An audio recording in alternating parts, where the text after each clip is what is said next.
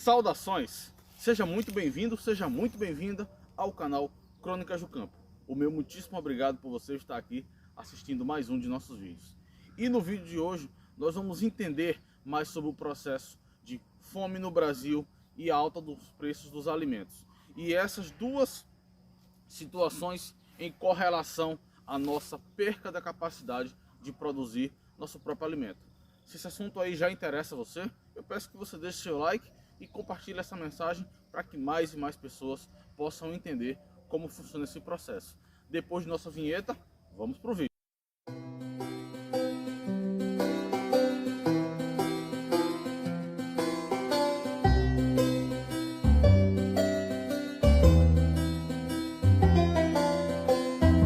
Então, galera, vocês aí que estão me assistindo com certeza já ouviram falar, talvez mais de uma vez, ou até mesmo vocês já passaram por esse tipo de situação. É a seguinte: você vai até um supermercado e você percebe a alta do preço dos alimentos. Lógico que um quilo de arroz que custa hoje, por exemplo, R$5, há 10 anos atrás poderia custar R$1,50 ou R$1,99. E o mesmo se aplica ao feijão e a outros itens. Quando você vai para frutas e legumes e demais itens da cesta básica, ou do sacolão, ou do açougue, enfim, você nota nitidamente a alta do preço dos alimentos, o que é um processo ligeiramente natural, devido à inflação, devido a fatores climáticos, devido a todos os processos envolvidos à produção de alimentos, eles se tornarem mais caros com o passar do tempo. Mas esse não é um vídeo para falar a respeito de economia. E você, com certeza, já reclamou em algum momento, ou algum amigo seu já reclamou para você, ou algum familiar seu já reclamou para você. Agora, nós podemos entender que também no Brasil, não são todas as pessoas que têm condições de colocar comida na mesa. Existe fome no Brasil, assim como existe fome em muitos outros lugares do mundo. Isso aí não é uma coisa exclusivamente nossa. Tá? E com a alta do preço dos alimentos, essa situação de fome no Brasil e em outros lugares se alastrou bastante. Só que você que está me assistindo agora já parou para pensar por que esse processo acontece? Por que o processo de alta de preços impacta na fome no Brasil? Eu vou tratar especificamente do Brasil aqui, ok? Como é que esse processo de alta do preço impacta na fome no Brasil, impacta na dificuldade que as pessoas estão tendo para adquirir alimentos. Então, como que vivemos num país onde temos um clima tão bom, uma terra tão fértil, condições de produção em pequena escala para abastecer casas? Então, como que um país tão grande, tão rico, que segundo dados da FAO alimenta 1% do planeta, que eu acredito que seja muito mais do que 1%, se bem que 1% do planeta, né, nós hoje já estamos em 9 bilhões de habitantes, é muita coisa. Como é que um país tão rico, tão grande, passa por situações de fome, de alta de preços, e temos uma população, não estou acusando ninguém, mas temos uma população que só reclama, mas não se mobiliza da maneira correta para mudar isso. Eu não estou falando de protestar contra o governo A, B ou C, ou nenhuma coisa do tipo, mas se voltar para algo que já está no DNA de cada um de nós. Eu vou passar 2 vídeos para vocês que eu fiz aqui na cidade que eu moro, e você vai entender um pouco mais sobre isso. Então, confiram os vídeos aí. Começando o nosso vídeo aqui, vocês podem observar essa área aqui e essa outra área aqui, um pouco diferente da outra que eu acabei de mostrar em tamanho, mas você vê que existe uma diversidade de frutíferas, né? E isso tudo em apenas uma rua. Aqui está a rua. Nós temos 1 e 2 terrenos. Mas não são os únicos, porque eu vou mostrar um pouco mais à frente outras áreas da mesma forma. E você pode observar a quantidade de espaço que nós temos para diversos tipos de projetos. Aqui, desse outro lado, só com boa parte de vegetação e até um comedouro para gado, para cavalo, enfim. Outro terreno. E avançando aqui pela rua, como eu falei, nós estamos na mesma rua. E aqui nós temos outra área também. Aqui já é um pouco diferente, menor em extensão, mas já tem alguma roça plantada ali, pé de abóbora aqui. Aqui provavelmente é fava, tá? E eu vou dar uma pausa aqui porque tem um pessoal ali olhando pra mim, o pessoal aqui é muito desconfiado. Então vamos lá.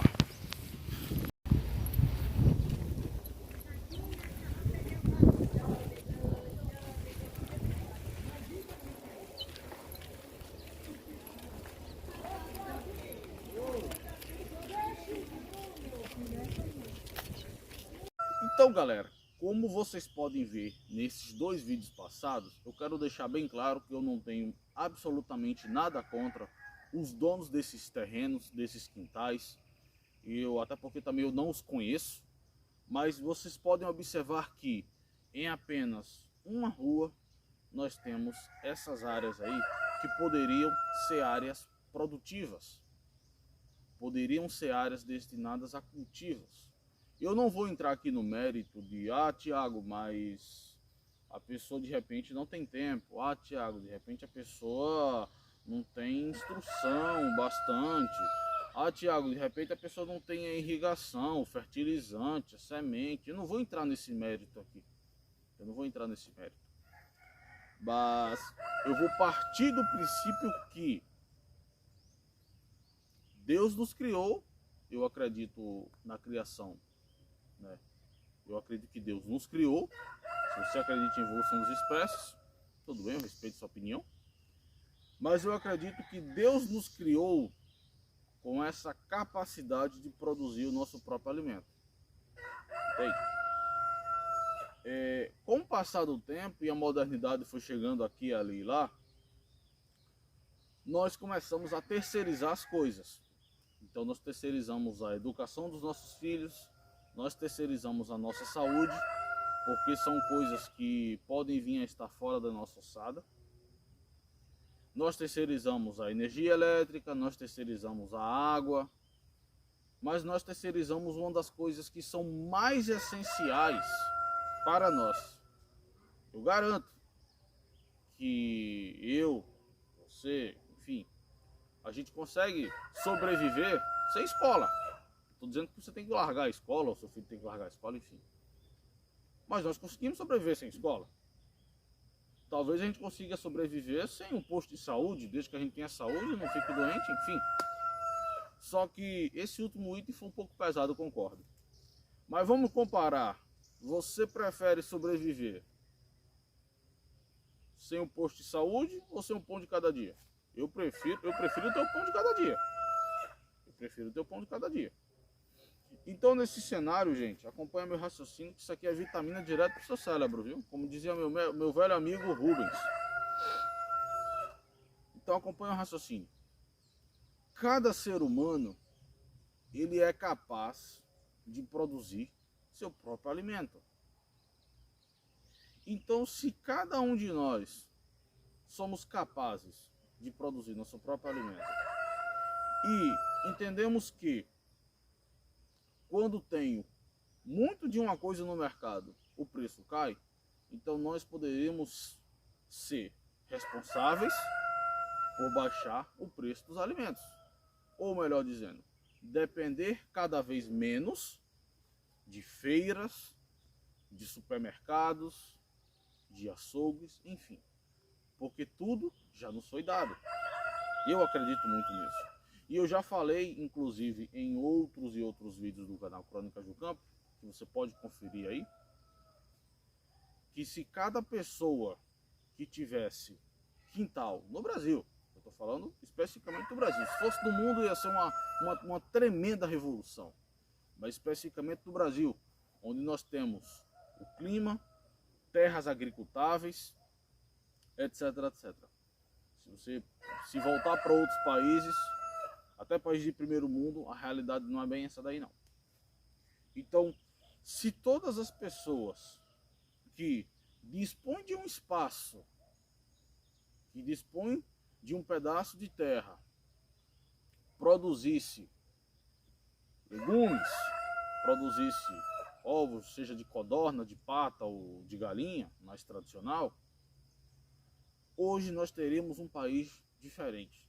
Nós teríamos um país com pessoas com menos problemas psicológicos, teríamos pessoas com mais saúde, saúde mental, saúde física, né, de modo geral, e teremos um país muito mais rico, de pessoas muito mais independentes. Agora, o porquê dessas coisas não acontecerem, existe uma série de motivos que eu gostaria de citar alguns aqui para vocês. Só que esse vídeo não é para apontar erro de A, de B ou de C, mas para fazer você que está me assistindo aí pensar. Assim como um dia lá atrás eu pensei.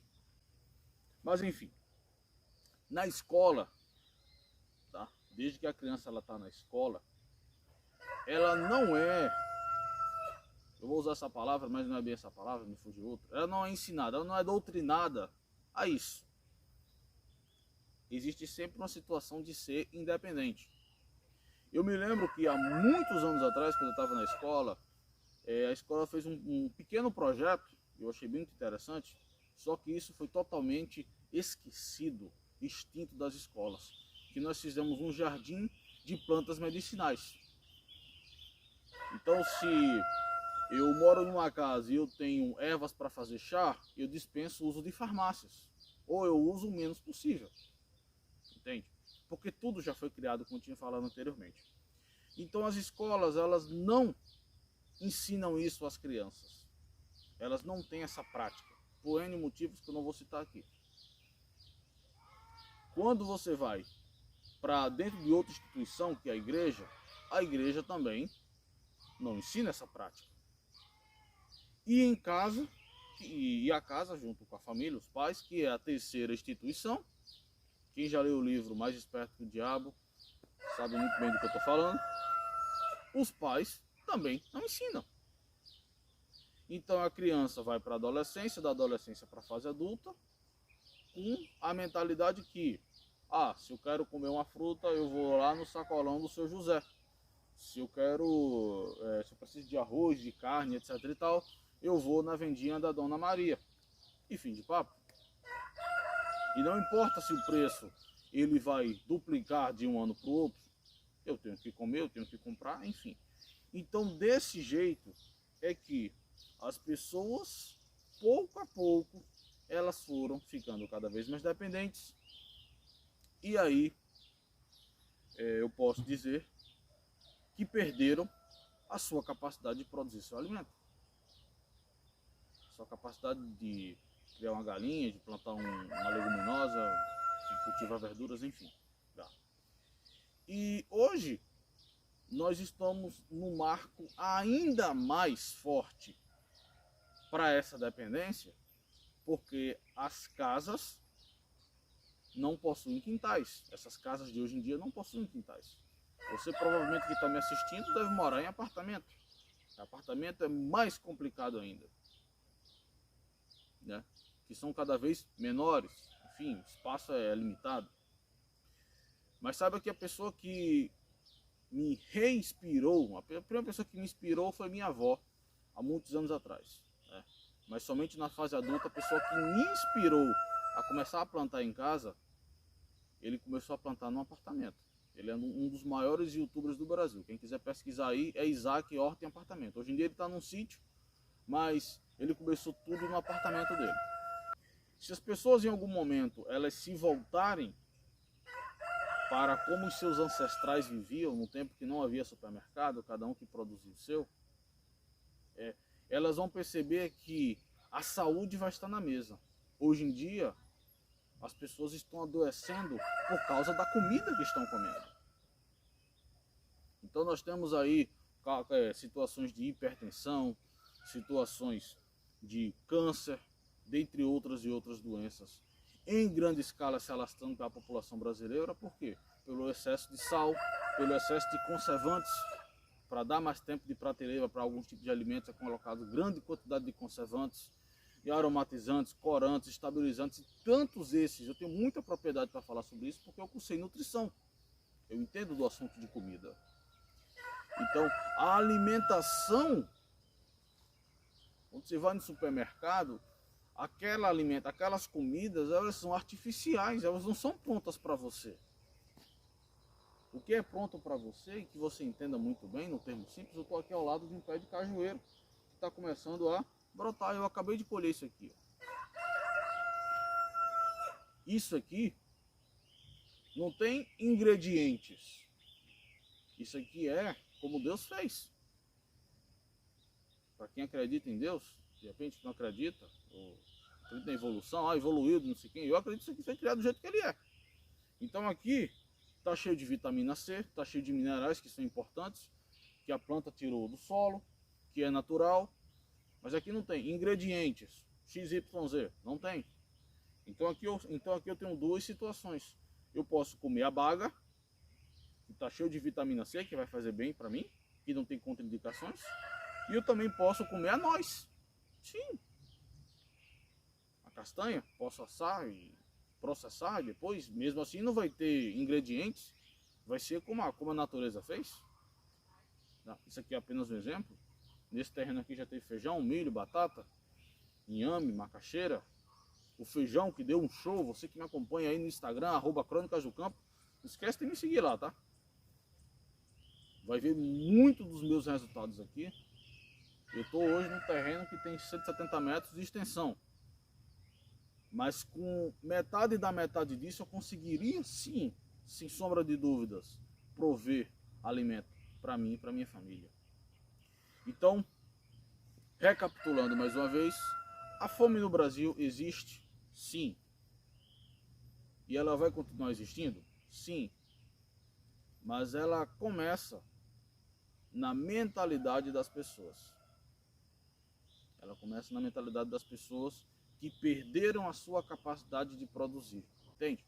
Se você de repente acha que esse vídeo merece uma explicação melhor, eu peço que você deixe aqui nos comentários. Se você de repente não concorda com algum ponto que eu falei aqui, a gente pode estar trocando ideia também. Então deixa aqui nos comentários, vamos fazer uma live junto, vamos fazer um debate, eu aceito totalmente.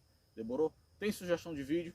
Também deixa aqui nos comentários ou me manda um direct lá no Instagram, @crônicasdocampo. Hoje nós vamos ficando por aqui, mas aguardem aí mais vídeos no meu, no seu, no nosso canal Crônicas do Campo.